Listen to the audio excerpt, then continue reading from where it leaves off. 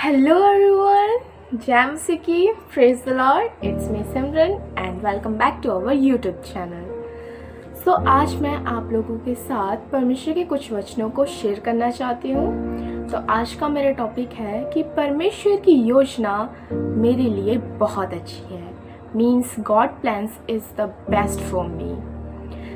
जो अभी के टाइम पे अपने जीवन में मुसीबतों से तकलीफ़ से गुज़र रहे हैं, या आप सोचते हो कि मेरे साथ ऐसा क्यों हो रहा है, मेरी प्रार्थना को उत्तर क्यों नहीं मिल रहा, या परमेश्वर मुझे भूल चुके हैं, तो आज का वचन स्पेशली आप लोगों के लिए है।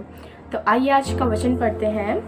यिर्मयाह 29:11। क्योंकि यहोवा की यह वाणी है कि जो कल्पनाएं मैं तुम्हारे विषय में करता हूँ उन्हें मैं जानता हूँ, वह कल्याण ही की है और ना कि हानि की, कि मैं तुम्हें भविष्य और आशा दूँ।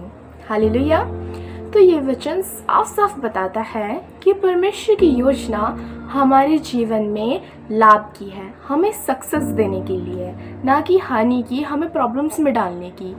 तो आप कभी भी ऐसा मत सोचिए कि परमेश्वर की जो योजना है वो हमें नुकसान पहुंचाएगी। नहीं, परमेश्वर की योजना हमारे भविष्य की, हमारे आशा की और हमारे सक्सेस के लिए होती है। हालेलुया। हमें भले ना पता हो कि कल हमारे साथ क्या होने वाला है, पर परमेश्वर को सब कुछ पहले से पता होता है। और जब हम अपने प्लान्स में फेल हो जाते हैं, जो हम खुद से बनाते हैं कि हमें ये करना है, और जब हम उस प्लान्स में फेल हो जाते हैं, तो तब भी परमेश्वर की योजना हमारे जीवन में कार्य करता है। जैसे कि हम भजन संगीता 33:11 में पढ़ते हैं, परमेश्वर की युक्तियाँ सदा बनी रहती है। हालेलुया। यह वचन भी साफ साफ बताता है कि जब हमारा प्लान फेल हो जाता है तब भी परमेश्वर की योजनाएं हमारे जीवन में कार्य करती है। हालेलुया।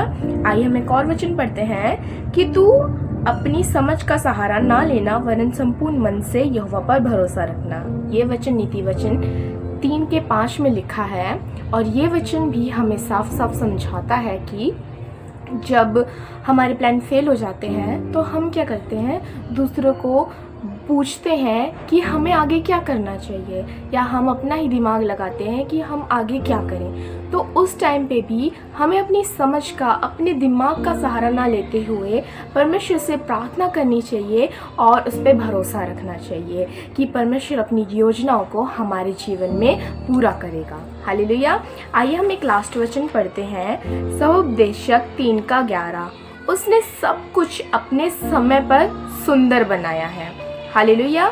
मीन्स इसका मतलब तो साफ है, वेट एंड वॉच, कि जब हमारे जीवन में कुछ कार्य नहीं हो रहा हो तो हमें निराश होकर नहीं बैठना है कि परमेश्वर तो कुछ भी कार्य नहीं कर रहा है। नहीं, भले वो हमें दिख नहीं रहा, पर परमेश्वर की योजना हमारे जीवन में एक बहुत बड़ी है, बस हमें इंतज़ार करना है। हालेलुया।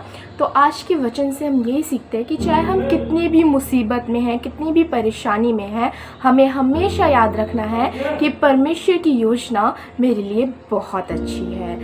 कैसे? फर्स्ट पॉइंट था हमारा कि परमेश्वर की योजना हमारे लिए लाभ की है, हानि की नहीं।